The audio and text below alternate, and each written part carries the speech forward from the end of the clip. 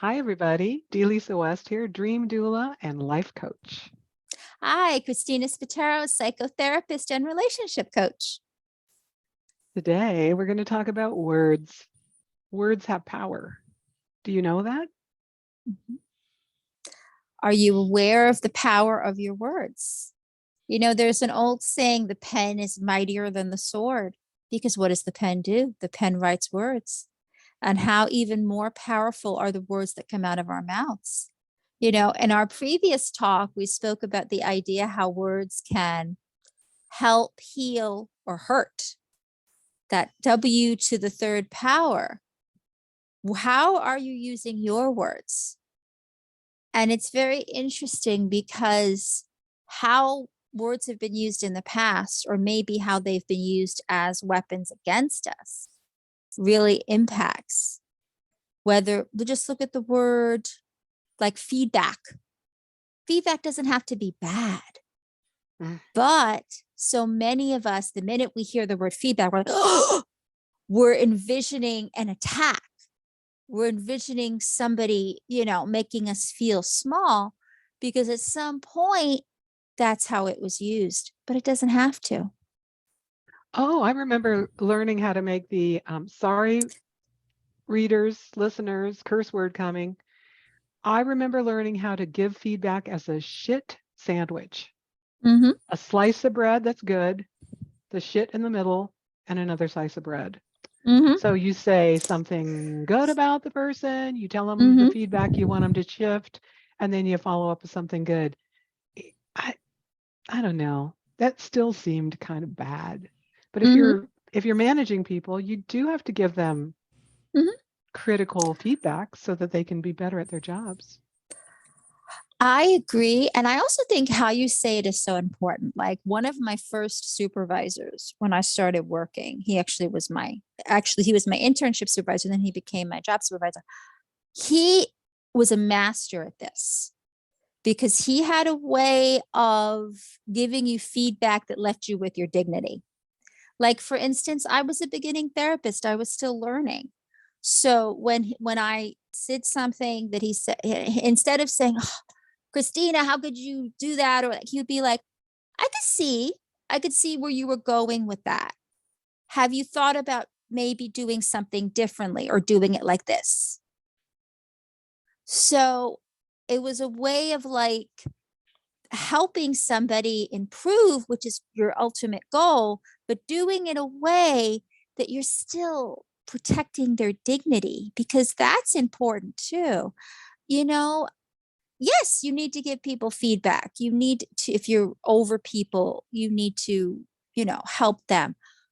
But helping does not mean this is where the are you helping? Are you healing? Are you hurting? So helping and hurting are two different things. Is the person leaving you after the meeting feeling horrible to the point where now they're not going to be able to do anything because they're just going to be ruminating on the big mistake they made? Or are they feeling, okay, maybe I could do it this better way? Oh my goodness. Okay, a memory just popped into my head. I'll share. Mhm, I was a young baby real estate agent, and mhm, there was a position in the company that I got paid $500 a month for, mhm, and it was to make sure the ads got into the newspaper. mhm, So I thought this is cool, and I want to raise. So I went to the owner of the company and I had a meeting with him, and I said, mhm, I'd like a raise. I'd like $1,000 a month. And I was really excited. I was wearing a suit, and later on in the day, I was going to go get a headshot done at a professional photography place. And he said to me, "No, I." And then he said something that really cut. He said, "You're Aw. not special. I Ow. could get anyone to do this for me."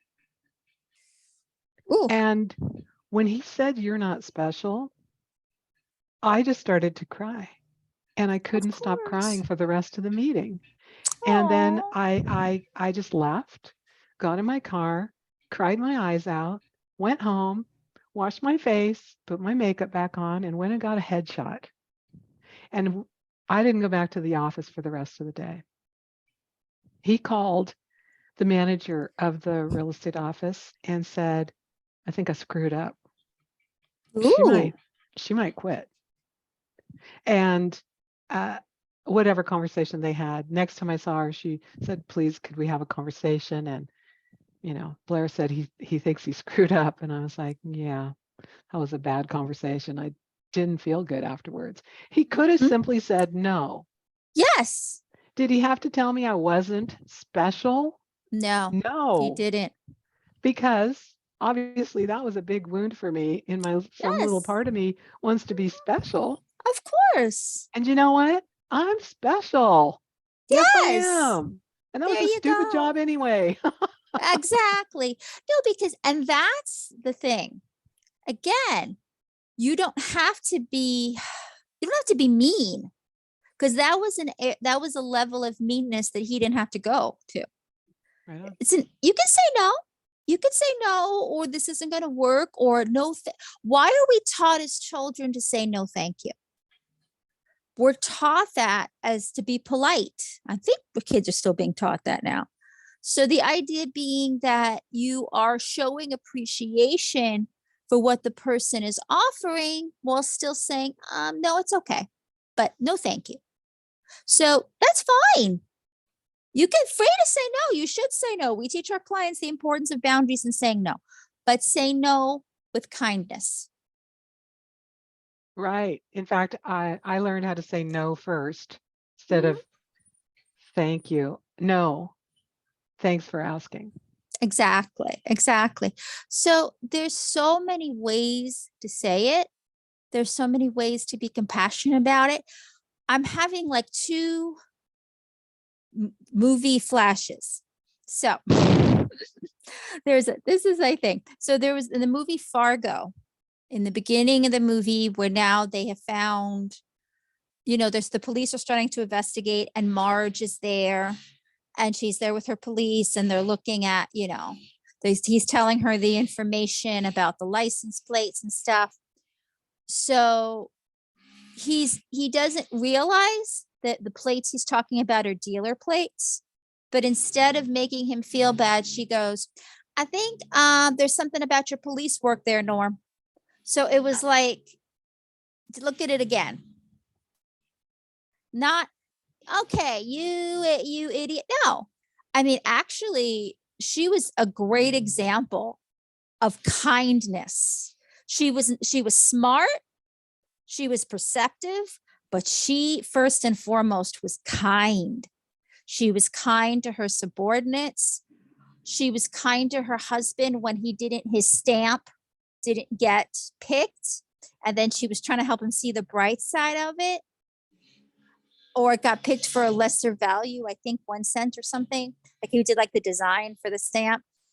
And she was horrified that people would commit the crimes they did for money.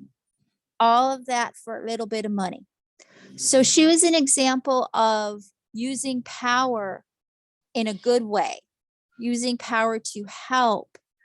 The words she used were reflective of the kind person that she was. And then the other thing I was thinking of, so I'm of the I'm of the generation where they taught us how bad drugs were. I mean, I guess every generation has had that, but they were smashing that into us. Like, they had policemen come to the school to make us sign pledges we would never do drugs. They showed us videos. So there was a special cartoon. And so if there's anyone out there of my generation that remembers this cartoon, it was a cartoon that was shown. Now you have to understand, not everybody had cable back then. So some network TV was still big. So all of the networks were showing this cartoon. And I want to say it was commercial free. And it was an anti-drug cartoon starring every single cartoon character from Bugs Bunny, Muppet Babies, everybody on down. And I'm talking about the original Muppet Babies. I know they did a remake. I'm talking about my people, my generation, original Muppet Babies, which was a cute cartoon. So everybody was in this cartoon, and it was all about this boy. his little sister's worried about him because he's not acting like himself. And so they did like the cartoon imagery. It looked like he was on drugs and stuff. But there's a song, and I still remember the song to this day. There's a million wonderful ways to say no. Wow. Wow. Yeah, it's a There whole are, song. And if there's anybody out there who remembers this, has the clip, feel free to pass it on because I still remember the imagery and I remember the song. There's a million wonderful ways to say no. I'll see if I can find it and put it in the show notes because that's beautiful. I remember the ad. This is your brain. This is your brain on drugs. And it was something about a fried egg. Yes, a fried egg. Yeah. Okay. Yeah. And then there are, let's not even go to the drug conversation. We'll save that for another podcast. But yeah, words can help heal or hurt you. Mhm. And they can help heal or hurt the ones that you're having a conversation with, the ones that you're Absolutely. writing an email to, the ones that you're writing a text to, the Mhm. ones that are listening to whatever you put on social media. Mhm. So choose your words. And Yes. choosing the words that you say to yourself the most Yes. carefully. Yes. Somebody recently sent an email around that said we have 7,000 thoughts a day. I think it's more like 70,000. 70,000 thoughts per day. 95% of them we had yesterday. Yep. So what are those thoughts and how many of them are thoughts about yourself? Yes, absolutely. Or thoughts about something bad that'll happen in the future. Mhm. Or thoughts about something bad that you did in the past. Mhm. Or thoughts about what you might be worth, your self-worth or your Mhm. self-esteem. So are you being the person you want to be? Yeah. In the words that you use and the thoughts that you have about yourself. Mhm. I think that I don't even know who said this, but the quote that's coming to my mind is, words are powerful. The most powerful words are the ones you say to yourself, about yourself, when you're by yourself. I like that. But you have to notice them first. Yes, you do. Yeah. Well, thanks for this chat today. It was This is lovely. great. Yes, thank you for the chat and thank you everyone for listening. All right. Bye for now. Bye.